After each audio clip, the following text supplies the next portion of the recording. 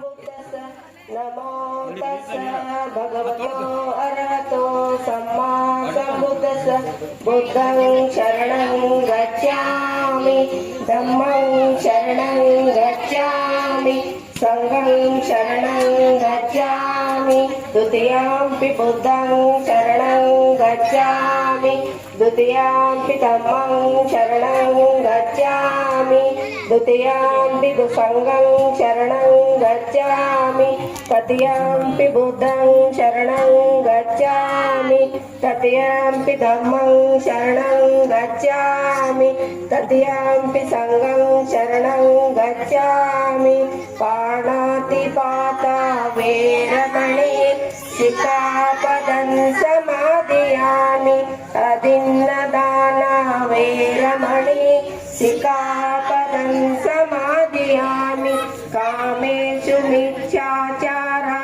वेरमणि शिखापदं समादयामि मूसावादा वेरमणि शिखापदं समादयामि DSS ಸಂಚಾಲಕರಾಗಿರ್ತಕ್ಕಂಥ Pandit ಮೇಲಿನ ಮನೆಯವರು ಮುಂದಿನ ತಯಾರಿಯಲ್ಲಿರಬೇಕು.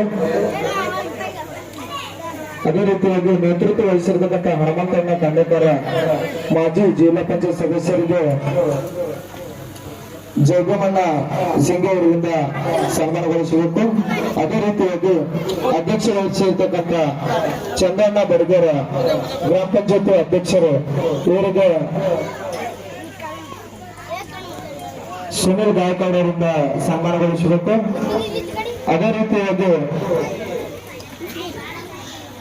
ಉಪನ್ಯಾಸ ಭಾವಚಿತ್ರ ಪೂಜೆ ಸಲ್ಲಿಸಿರ್ತಕ್ಕಂಥ ಚಿದಾನಂದ್ ಎಂ ಕಾಂಬ್ಳೆ ರಾಜ್ಯಾಧ್ಯಕ್ಷ ಕರ್ನಾಟಕ ಚಲವಾದಿ ನೌಕರ ಸಂಘದ ಅಧ್ಯಕ್ಷರಿಗೆ ಶಂಕರ್ ಹಳಬರ್ತಿ ಅವರಿಂದ ಸನ್ಮಾನಗೊಳಿಸಬೇಕು. ಶಂಕರ್ ಹಳಬರ್ತಿ. ಅದೇ ರೀತಿಯಾಗಿ ಉಪನ್ಯಾಸರಾಗಿರ್ತಕ್ಕಂಥ ಅಭಿಷೇಕ್ ಚಕ್ರವರ್ತಿ ಸಾಹಿತ್ಯಗಳು ಹಾಗೂ ದಲಿತ ಮುಖಂಡರಿಗೆ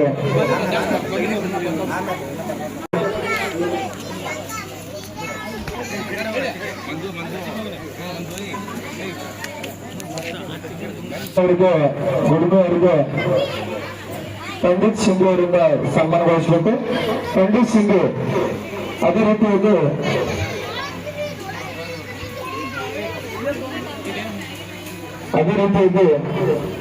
ರೇಖಾ ಬಾಲ್ ಅವರಿಂದ ಸನ್ಮಾನ.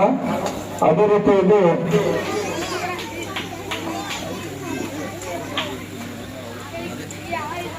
ಸ್ವತಂತ್ರ ಸಿಂಗ್ ಅವರು ಬರಬೇಕು.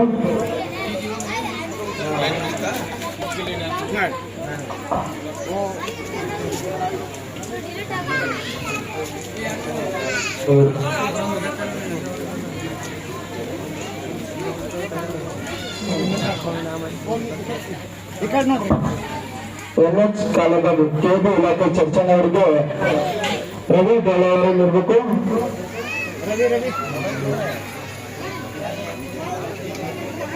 ಪರಶುರಾಮ್ ದೇವಕೇರ ಕೆಬಿ ಇಲಾಖೆ ಖಂಡೇಕರ ಮಾಜಿ ಗ್ರಾಮ ಪಂಚಾಯತ್ ಅಧ್ಯಕ್ಷರು ಶಂಕರ ಮೇಲಿನ ಮನೆಯವರು ಬರಬೇಕು. ಅದೇ ರೀತಿಯಾಗಿ ಮೋಹನಣ್ಣ ರಾಠೋರ್ ಅವರು ಕೂಡ ಕರಸೆ ಮೇಲಿನಕೆರೆಯವರು ಕೂಡ ಆಗಮಿಸಬೇಕು. ಅದೇ ರೀತಿಯಾಗಿ ಆಕಾಶ ಹರಿಜನ್ ಅವರು ಬರಬೇಕು.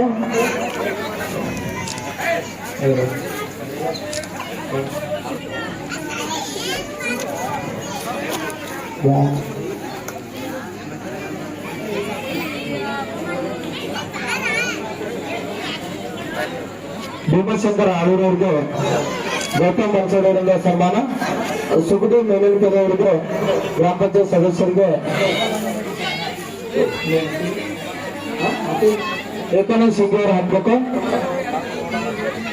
ಅದೇ ರೀತಿಯಾಗಿ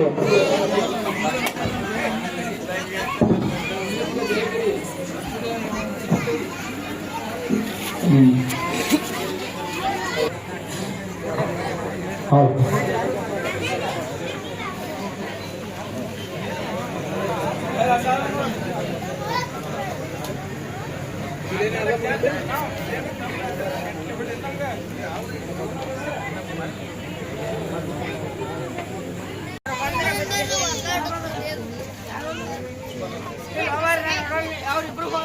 ಅದೇ ರೀತಿಯಾಗಿ ಮಲ್ಲಪ್ಪ ಹೋಗಾರ್ ಅವರು ಕೂಡ ವೇದಿಕೆ ಮೇಲೆ ಆಗಮಿಸಬೇಕು. ಮಲ್ಲಪ್ಪನ ಹೋಗಾರ್ ಅವರು ಕೂಡ ವೇದಿಕೆ ಮೇಲೆ ಆಗಮಿಸಬೇಕು. ಅವರು ಕೂಡ ನಮ್ಮ ಅಂಬೇಡ್ಕರ್ ಸಂಯೋಜನೆ ವತಿಯಿಂದ ಹೃತ್ಪೂರ್ವಕವಾಗಿರ್ತಕ್ಕಂಥ ಸ್ವಾಗತವನ್ನು ಕೊಡ್ತಾ ಇದ್ದೇವೆ.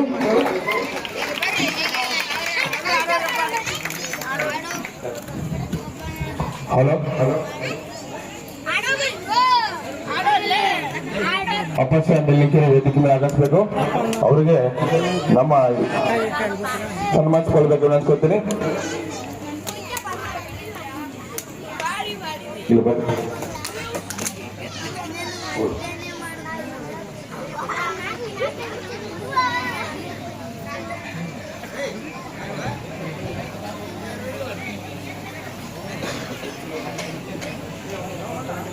ಗಣ್ಯರೇ, ಅದರಲ್ಲೂ ಈ ಕಾರ್ಯಕ್ರಮದ ದಿವ್ಯ ಸಾನ್ನಿಧ್ಯ ವಹಿಸಿರ್ತಕ್ಕಂಥ ಶ್ರೀ ಶ್ರೀ ಅಭಿನವಾಸಿ ಸಿದ್ಧಾನಂದ ಮಹಾಸ್ವಾಮಿಗಳವರೇ, ಉದ್ಘಾಟಕರಾಗಿ ಆಗಮಿಸಿರತಕ್ಕಂಥ ಸೂರ್ಯ ಪ್ರಕಾಶ್ ರಾಯರವರೇ, ನೇತೃತ್ವ ವಹಿಸಿರ್ತಕ್ಕಂಥ ಹನುಮಂತ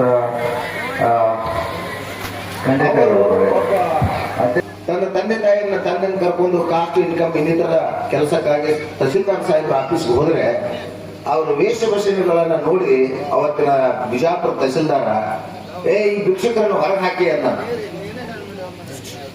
ಈ ಭಿಕ್ಷುಕರನ್ನ ಹೊರಗೆ ಹಾಕಿ ಅಂದ.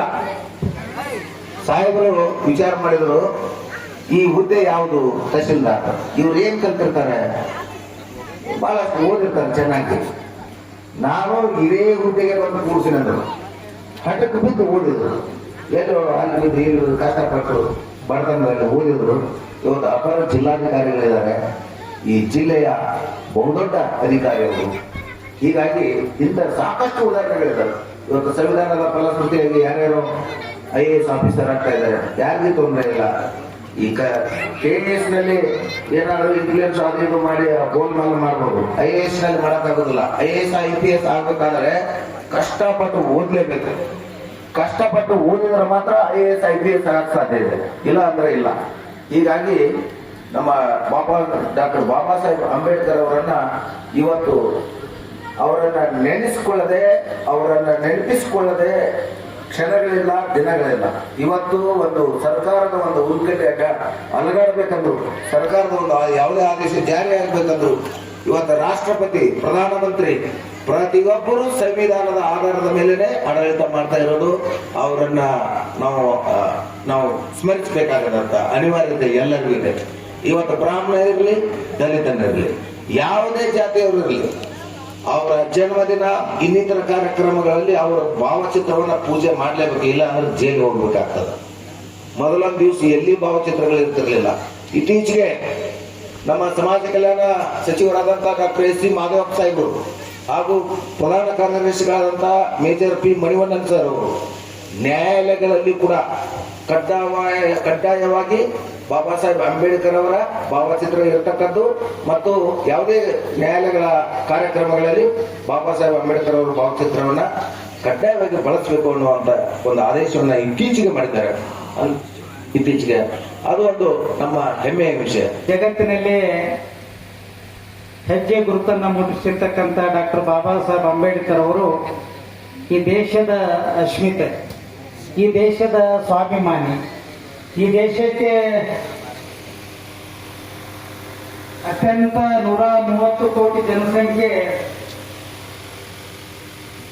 ಶಾಂತಿಯಿಂದ, ಪ್ರೀತಿಯಿಂದ, ಸೌಹಾರ್ದತೆಯಿಂದ ಬದುಕನ್ನ ಕಟ್ಟಿಕೊಳ್ಳಲಿಕ್ಕೆ ಎಲ್ಲ ಜನಾಂಗದ ಜನರಿಗೆ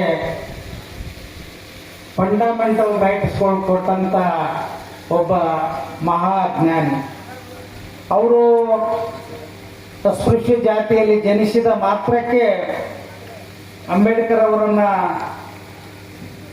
ಈ ದೇಶದ ವರ್ಣಾಶ್ರಮ, ಈ ದೇಶದ ಮನುವಾದಿಗಳು ಅವರನ್ನ ಜಾತಿಯ ಚೌಕಟ್ಟಿನಲ್ಲಿ ಕೂಡಿಸಿ ಅಂಬೇಡ್ಕರ್ ಅಂತ ಹೇಳಿದ್ರೆ ಕೇವಲ ದಲಿತರ ನಾಯಕನಂತ ಬಿಂಬಿಸುವಂತ ಮನಸ್ಥಿತಿ ಈ ದೇಶದ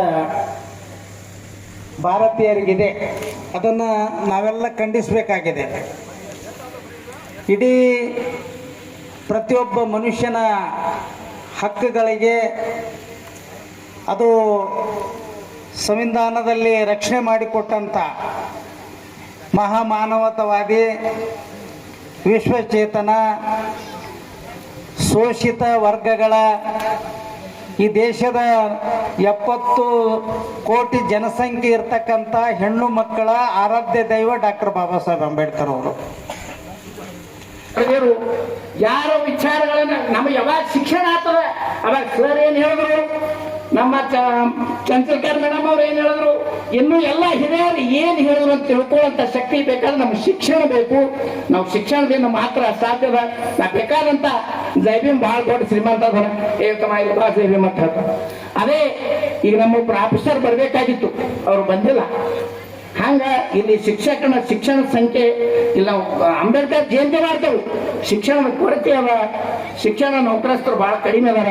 ಅದಕ್ಕೆಲ್ಲ ಹಿರಿಯರು ಬಂದಾರ, ಅವ್ರ ಸಲಹೆಗಳನ್ನು ತೋರಿ, ಅವರ ವಿಚಾರಧಾರೆಗಳನ್ನು ತೋರಿ ನಾವು ಯಾವಾಗ ಪ್ರತಿಯೊಂದು ಮನೆಯಲ್ಲಿ ನೌಕರಸ್ಥರಾಗ್ತೇವೆ ಅವಾಗ ಬಾಬಾ ಸಾಹೇಬ್ ಅಂಬೇಡ್ಕರ್ ಕೊಟ್ಟಂತ ಸಂವಿಧಾನವನ್ನು ನಮ್ಮ ಸ್ವಾರ್ಥಕ್ಕೆ ಹಾಕುವ ಅಂತ ಹೇಳಕ್ ಇಷ್ಟಪಡ್ತೀನಿ. ಇದು ಯಾಕಂದ್ರೆ ನಾ ಕೇವಲ ಹೇಳೋರು ಬಹಳ ಮಂದಿ ಓಡಂತಾರ, ಆದ್ರೆ ಓಡವನಿಗೆ ಗೊತ್ತಿರ್ತಾರ ಅವರು ಮಾಡಬಲ್ಲ. ಇದು ಬಾಬಾ ಸಾಹೇಬ್ ಅಂಬೇಡ್ಕರ್ ಬಂದಂತ ಮಾತು. ಆಗಿನ ಕಾಲದಲ್ಲಿ ಸಾವಿರಾರು ವರ್ಷಗಳಿಂದ ಶೋಷಣೆಗೆ ಒಳಗಾಗಿರುವ ಈ ಸಮಾಜಕ್ಕೆ ಒಂದು ದಿಕ್ಕನ್ನು ಕೊಡಬೇಕು, ಈ ಸಮಾಜ ಏನು ಹೇಳಬೇಕು, ಈ ಸಮಾಜ ತನ್ನ ಅಸ್ತಿತ್ವ ಏನನ್ನು ಈ ಜಗತ್ತಿಗೆ ತೋರಿಸಬೇಕು ಅನ್ನೋ ದೃಷ್ಟಿಯಿಂದ ಇಬ್ಬರು ವ್ಯಕ್ತಿಗಳು ಹೋರಾಟ ನಡೆಯಿತು. ಅಂಬೇಡ್ಕರ್ ಅವರ ಸಂದರ್ಭದಲ್ಲಿ ಒಂದು ಮಹಾತ್ಮ ಗಾಂಧಿ, ಒಂದು ಬಾಬಾ ಸಾಹೇಬ್ ಅಂಬೇಡ್ಕರ್. ಆದ್ರೆ ವಿಚಾರಗಳು ಭಿನ್ನ ಆಗಿದ್ದು. ಗಾಂಧೀಜಿಯವರ ವಿಚಾರ ಒಂದಾಗಿದ್ದರೆ ಬಾಬಾ ಸಾಹೇಬ್ ಅಂಬೇಡ್ಕರ್ ವಿಚಾರ ಇನ್ನೊಂದಾಗಿತ್ತು. 1932ನೇ ದುಂಡು ಮೇಜಿನ 2ನೇ ದುಂಡು ಮೇಜಿನ ಪರಿಷತ್ತಿನಲ್ಲಿ ಸಾಕಷ್ಟು ವಾದಗಳಾಗ್ತದೆ. ಅಸ್ಪೃಶ್ಯತೆ ನಿವಾರಣೆಗಾಗಿ ಗಾಂಧೀಜಿಯವರನ್ನು ಕೈ ಮಾಡುವಂತ ಕಾರ್ಯ ಯಾವುದು? ಯಾರು ಆರ್ಥಿಕವಾಗಿ ಸಬಲರಾಗಿದ್ದಾರೆ, ಯಾರು ಸಾಮಾಜಿಕವಾಗಿ ಮೇಲಿದ್ದಾರೆ ಅಂತ ಮುಸಲ್ಮಾನರಿಗೆ ನೀವು ಬ್ರಿಟಿಷರಿಂದ ಸಹಾಯ ಮಾಡುವಂತ ಕೆಲಸವನ್ನು ಮಾಡ್ತೀರಿ. ದಲಿತರಿಗೋಸ್ಕರ ನೀವು ಏನು ಮಾಡಿದಿರಿ? ಕೇವಲ ಹೋರಾಟ ಸಾಲದು. 3 ದುಂಡ ಮೇಜಿನ ಪರಿಷತ್ನಲ್ಲಿ ಸಾಕಷ್ಟು ಸರಿ